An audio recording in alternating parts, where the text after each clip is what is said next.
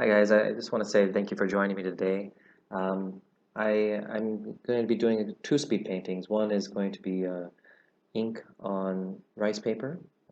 In particular, it's going to be Japanese Sumi ink on rice paper. I bought that ink in Osaka, Japan, last time I was visiting there, and I just fell in love with just the way this ink flows. I like it a lot more than the Indian ink that I had bought back when I was in the United States. Both have their place. I just really like the consistency of the Japanese ink personally more. So I'll be using that to do this rice paper painting, and then after that I'm going to be using some Winsor & Newton professional watercolor paints on some watercolor paper for the second one. So just do one monochromatic and then one colored. So I wanted to talk a little bit about my experience in painting this and why I chose this particular landscape to paint it twice. That day I had gone to the river. The air was hot and tasted of dust and smoke. I still remember the sweat kind of rolling down my back beneath my shirt and hoodie. And I always wear a hoodie even in the heat. It's kind of like my signature article of clothing, if you will, because it keeps the sun off me. I got tired of putting on sunscreen every day. So I was out there with my hoodie, painting away using an ink brush to do the Sumi style paintings of the banks of the water and also the grasses, just kind of practicing. And at that time, I wasn't very good at painting the landscape, so I wanted to I wanted to keep practicing. But that day, the water seemed to like call out to me, kind of like invite me to rinse off the sweat and dust from my body. But I declined in favor of my drawings. But I could just feel like this subtle pull, as if I was wanted, kind of like an internal compulsion, if you will, to get in the water. However, my friend Sai came down that day and kind of distracted me from that compulsion. And she sat with me and we talked as I sketched the long bladed grass that grows near the bank. Now, it would be several days, and I hadn't gone back to that portion of the river. I kind of neglected it in favor of a place I was a little bit more comfortable with. It had a lot larger grass that I like to paint and draw, and my friend and I we'd often go to this other spot where we'd sit and eat together and talk and swim. So I just kind of forgot about it. But there's this particular plant. I'm not sure what the name of it is, but it flowers quite beautifully. And my friend, she didn't know it flowered at the time, but she told me she wanted it when I was swimming, and I tossed it to her to catch on the bank, but my throw was bad, so the plant ended up getting sucked down the river. And I felt bad. I really wanted to get her that plant, and so a couple days had passed, and I was sitting at home, and a storm the night before, and I could just feel in my chest that I could find that plant in that portion of the river that I had visited. And I just count that on my brain figuring out the patterns of the water. This isn't like some like spiritual calling, if you will. Just my brain said, okay, the way this is shaped, I imagined that there will be a plant there. And sure enough, near the banks of the river was a beautiful large plant. And I have this habit of talking with inanimate things, and so I thanked the river, and I was pleased with the offering of that it had given me, and I decided to go for a swim that day. And so I swam about halfway across to the opposing bank on the Laos side of the river, and I just felt in like the back of my head like go back, like my body was feeling like something was wrong, even though if I hadn't quite cognitively become aware of it. But I but that compulsion that I get when I travel said, just keep swimming. It's gonna be fine. Just enjoy yourself. But so I just couldn't ignore that pull in the back of my head. So I kind of listened to that warning and I turned around and I swam back to the bank. But the river was not to be trifled with. The current at that day, because it had rained so much previously, was quite strong, and the current pulled at me. And that smooth, beautiful surface was actually very strong beneath it, and kept trying to keep me from getting back to the bank. However, I managed to get to where I could touch with my feet along the bank, just enough that even though the water was strong, I was able to keep my footing, and I got myself back to shore. Now, my friend actually was displeased with the plant that I brought. She was kind of one of those kind of girls. Um, But never mind. I figured I'd try again later. And that day, I dreamt of the river every day. Not just that day, but that's when the dream started. And every day I'd have these dreams about that particular section of the river. And sometimes I get caught in these compulsions, um, especially when I'm traveling. I'm not traveling right now, but my mind just has this tendency to latch onto an idea, which goes well with art because my compulsion is usually to paint. It's probably my healthiest of my obsessions. Um, and so I started to getting this almost like manic fascination that developed in these quiet moments where I had no other thoughts. The river lingered. I'd see an image of that beautiful, serene surface and inviting me into its like smooth green waters. And I thought it was just, the pandemic getting to me because, I've been locked indoors all the time. And the only time I went outside was to get food or to go swim. So of course my body's saying, "Hey, let's go swim." It just made sense to obsess over the river. And so I kept, but I also kept having this sense, to not go alone, and I blame that on the current. Even though I'm not afraid, you know, part of the back of my head said it's a good idea to have a friend with you, like, and so Sai and I would sometimes go together to the river, and so her and um, I decided I wanted to try to get the plants again, and I had this feeling that if today we went, we'd get one. So we went down to that portion of the river, and I brought her to that section again, and she was extremely uncomfortable. She sat on the bank and just told me she wasn't comfortable, and she wanted to go back to our regular place. I told her I'd be real quick. I just wanted to go to the other side and back because I've been just like obsessing over this section of the river. I just wanted to get it out of my head. It's just like go over to that bank, come back, and we'd be good to go. I won't think about it again. She looked uncomfortable, but she knows I'm stubborn, so she didn't want me to tease her about being scared and all that kind of stuff. So I just didn't take her caution to heart, and I went ahead and hopped in the water, and I swam across, the waters, which they felt refreshing and peaceful. But this strange thing happened, and this is kind of weird. When I hit that halfway point across the river, that that peaceful feeling, that green and bright, vibrant river, like like a shadow was cast across this halfway point, and the river took on like a subdued bluish grayscale tint, and it sent like this eerie feeling across my body. And it was at this point where if you're in a movie, you'd be like, "Hey, it's probably time to turn around," but I don't know. I just kept going, and I had this like weird feeling in my gut, and I felt like three distinct things watching me, possibly more, but there was three distinct things. And I started looking around, like, where is this coming from? And I felt like like this young child, an old woman, and a man were like watching me. When looking around, I didn't see anybody, and I don't know why I felt it was these three things, because I couldn't see them and I couldn't hear them. I just had this weird feeling, but like the rhythm of like this strange drum, I felt like this pounding in my mind, like, and it just sounded like, "Come here, come here." It was like this soft whisper. You can't quite make out the meaning at first, but it just kept like, "Come here, come here." And I won't lie, it was quite creepy.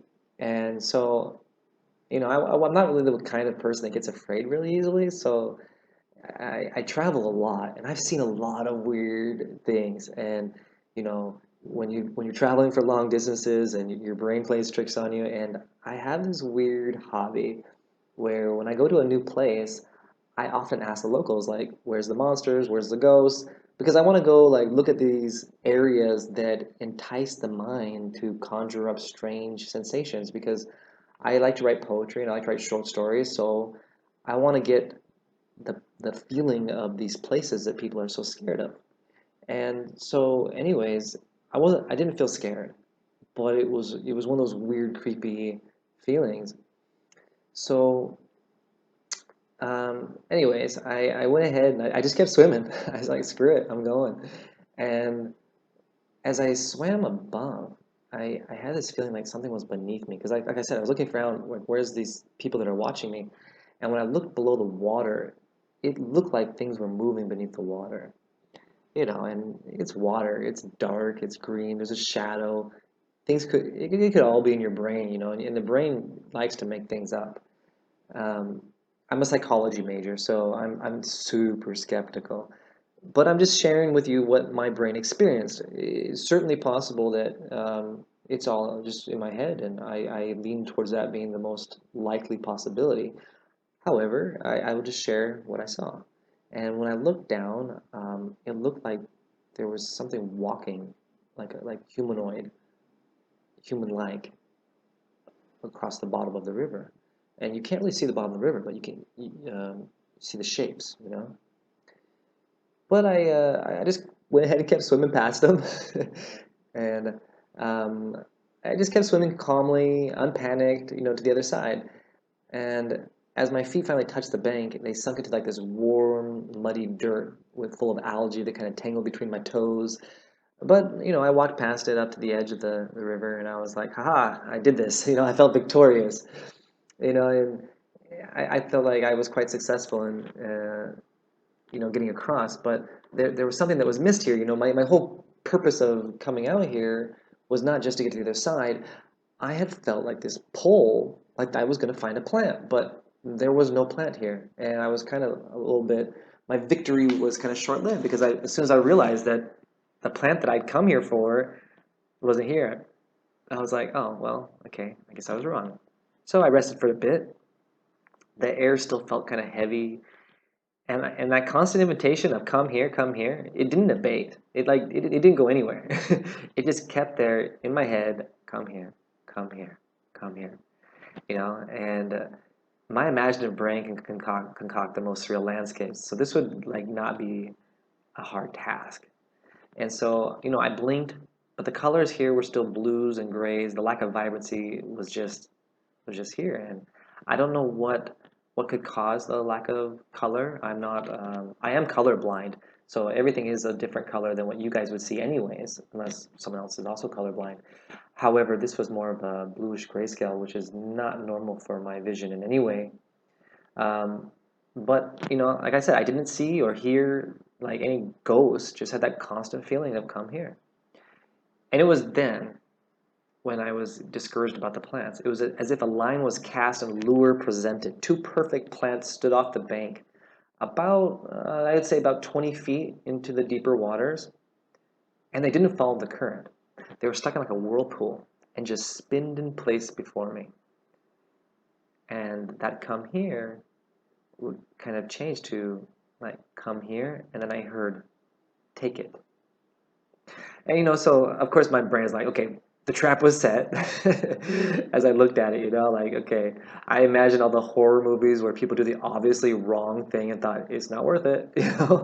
But the idea of letting my head get the better of me felt like an insult to my ego. I just can't do it. I've seen a lot of crazy things, and I was like, yeah, I'm not gonna wimp out now just because people in horror movies do stupid stuff. It's not gonna. This is real world. Nothing's gonna happen. So I summoned my courage, and I jumped in the water, and I swam quickly as I could to take the plants. And as I grabbed them, I half expected my feet to be grabbed and like pulled below the gray waters, but nothing touched me. I could feel the voice change though. Instead of the constant come here, that's when I heard like stay here, stay here. And I lingered longer than I should. I guess I was just kind of like anticipating terror, like something was gonna grab me. But upon determining there was like like fey creatures that like sought my immediate demise, I was like, all right, well, I better get back to the shore or head back to the opposite bank. So I went ahead and began to swim towards my friend's side who was waiting. Now, I won't lie, the pull here felt real. I don't know if it was the current or if there was some weird spirits inviting me to join them. I can't honestly say, but I do know that my energy felt like it was being sapped, and so that current must have been stronger than I thought. And as it felt like my energy was draining as I pushed against the current, and every time I would stop swimming, it would literally like almost put me back on the bank. It is then I just kind of like spoke out, like I said it like out loud. I said, like I'm not afraid to die. if I die here today or not doesn't really matter. But, I've had some dreams about the future and they haven't come true yet. Like just like showing my confidence. Now, of course, this isn't to talk to the spirits. This is kind of like to shore up my own will, my own like to focus my mind. But if the off chance there was some spirits, I mean, I'm sure that it'd be nice for them to hear too.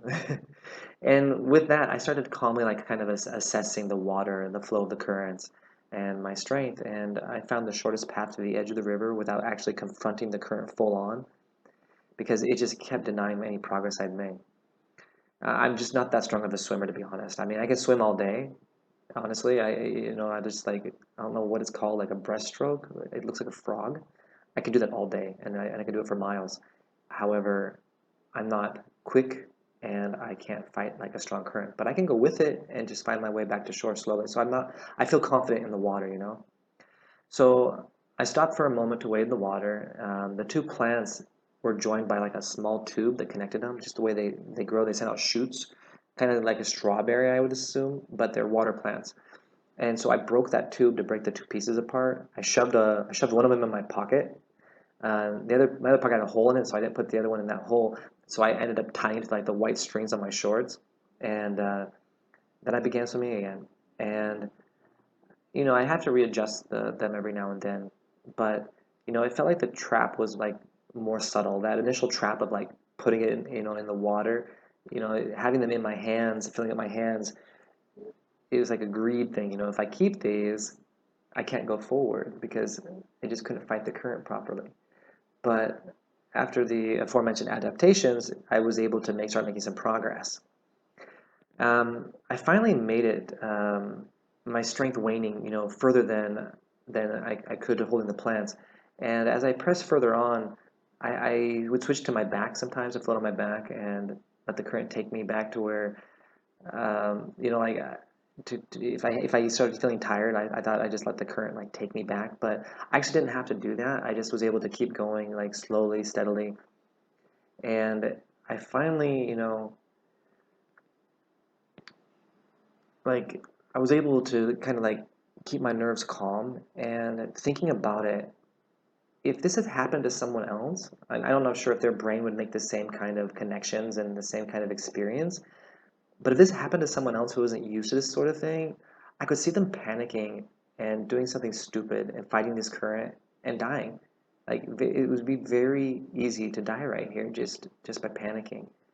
Um, but keeping calm and ignoring that constant come here, I finally reached the halfway mark. And it was weird because the second I made it to that halfway cut mark, the color of the place changed again. And that long mist color seemed to kind of seep back into the world, expelling that last of the gloom that seemed to like follow my gaze. And I was able to like grab at some long grasses and pull myself forward, occasionally snatching a branch or a twig that hung low enough that I could like use it to pull me closer towards the opposing side. And I finally was able to get my feet on the ground. And it was that point that I was pretty tired, so I just committed myself, okay, to walking back and catching my breath. And I triumphantly made it back to the shore, and it was there I met my friend, and I recanted to her everything that happened, or I guess I said recanted. I recalled everything that had happened. I just gave it all to her, and it was here that she kind of confirmed a little bit of the weirdness that had occurred. She said that each year, one or more people die, and that she was terrified the moment I passed that halfway point. That the local people that were there, like working on the garden, had come down and sat by her, and they were talking about how they were both scared and they were both worried about me. And I found that interesting because it did coincide with my experience that um, something or someone had died there, and of course, like I said, I have an imaginative brain, and my brain could easily have concocted a number of scenarios. She did, however, those three people that I saw, she did say that people matching the descriptions I'd given her had passed away in that area, which I found quite interesting. Now, after that incident, days passed, but I continued to dream about the river, and it just kind of like kept coming up, and it was just such a weird experience. But like I said, I've had so many weird experiences. I don't know why this river just kept popping into my brain, and that's when I decided, like like maybe I should go back to that river. But that night we had this like massive storm, so I didn't go. I stayed at my house. We had this huge storm, and one of the biggest that some people had seen in their lifetimes here in Huaysai. And the power went out in my kitchen, and it destroyed my balcony. There was pieces everywhere, and I was making some bread, actually some flatbread in the kitchen when the power went off. And I hear this like boom, this crashing sound behind me. So I just do like a spin, like a jump around, like what the heck just happened? And it was there I saw this old woman with wrinkles, a round face, her skin was blue and wet, and her hair a mess, like this old hag staring me down. But she vanished like moments after I looked at her. She was just there like the briefest of times. And the large crashing sound was the sound of my fridge opening and a liter of soda crashing and rolling across the ground. Now, I didn't give an alarm or something, but I took some notes. Like her face was different from the old woman that I saw walking in the river. But again, that one was a little farther away. It was hard to see. But this woman just felt like there was a connection with the river because of the damp, clammy flesh. That's why I shared this part of the story. Is just that it felt like she belonged in a river because her skin was so wet.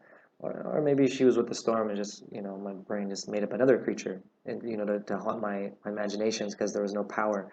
And brains do that when they lack sensory deprivation, like sensory input, or when they go over sensory deprivation, they will conjure up images. And my brain is weird, and so I see a lot of weird things, so who knows? However, it did feel like it was connected some way to the river, and so that's why I committed myself, okay, I'm going to go back down that river and sort this out. Now, I experienced my life in this like paradigm that's kind of weird to most people. I I walk a fine line between my skepticism and my spirituality because I am an atheist at times, an agnostic at times, but sometimes I suspend my disbelief in the supernatural for the purpose of like sorting out things. And this seemed like one of those cases that even though I don't believe that anything spiritual or supernatural had occurred, sometimes suspending that disbelief can help the brain reformat, if you will. Like the purpose of rituals, doesn't matter what they are, is just to help people make sense of their life from the time of birth to the time they die. That's just how I look at it. So I decided I was going to go do like a little ritual with the river to get this all out of my head and call it good. And the conclusion I had come to is that the river offered me some plants. I had taken them, and my brain had got stuck on this imagination, and it has not letting it go. And I just kept thinking about it. Excuse me, I had to take a drink there. And I just kept thinking about it. Like my brain wouldn't let go. Like I owed the river something. So I thought, okay, well, the river had given me 3 plants at this point and a nice refreshing dip. What can I give the river? What would a river want? So I made my way back down to the river after I had a dream. And in my weird dream, I went to the river and I meditated and prayed next to the river and had a conversation with it. That's the dream I had. And afterwards, there was peace between the river and I. So, waking up, I thought, okay, my brain just gave myself a solution. This is what it thinks needs to happen. And if this happens, I'll stop thinking about the river. You know, fair enough. So I did just that. I went and collected some things. I collected a purple flower, it looked like a tiny little thistle. I collected a gourd blossom that had been knocked off by the rain. It looked like a small trumpet. I collected some petite fruit. It's called a plum mango. I collected an assortment of things, a maken blossom and a maken fruit called dakop, a lot of things like this. So I took all these things down to the river, and I gave a little prayer, you know, I said, not to the river. I'm not going to pray to the river because the river is just an inanimate object. And if there is a spirit in there, it's certainly not worthy of a prayer. So, anyways, what I do is I was raised culturally Christian. So I prayed to God and I said, in my little prayer, I said, okay, if you're there, to God, I would like to have a conversation with this river, make peace, and go about my business. If you're okay with that, I'd like to talk to it. That's just my way of initiating the conversation. And sure enough, I felt like, yeah, This feels good. And so I started explaining what each of these little things meant and tossing them in the river one by one and thanking the river for the plants. And after each piece that I threw in the river, I felt anxiety leaving me. I felt the compulsion leaving me, this obsessive thought leaving me. And like I said, I believe rituals, the purpose of them is to release anxiety. And that's exactly what I used the river for, and that's exactly what I did. And despite, not believing in anything of this, it's certainly possible that this all was, if the paradigm is, the pendulum swings either way, maybe all this spiritual stuff is real. That's okay too. I'm skeptical enough to admit that it could be either way. I just happen to not obsess about that one because I don't want to fall down some manic rabbit hole where I find myself, talking to trees all the time and not getting any work done. So after I had done this and I felt this true sense of peace, just like I had in the dream, I realized, okay, we're good. And I left, just like that. I just said, thank you, appreciate your time, and I walked away. And, you know, that's all it was. It was just a weird experience. And I find things like this so fascinating because they show what the human mind is capable of. And I know some people would be embarrassed to share this kind of story. And, part of me is also embarrassed to share the malfunction of my brain, but I'm also showing how I corrected the malfunction. And so I did all this, and I talked to my friend back at her house afterwards. We got together, and she was also having these constant dreams about the river. And I told her that I talked to the river, that everything's fine now, and it should be good. Sure enough, she didn't have any more dreams about the river since that day, and I haven't either. So whatever took place, it took place. But I'll tell you what I believe. Above all of this, it was beautiful. It's a beautiful scene. I enjoyed painting it. I enjoyed seeing it. And I enjoyed swimming in it.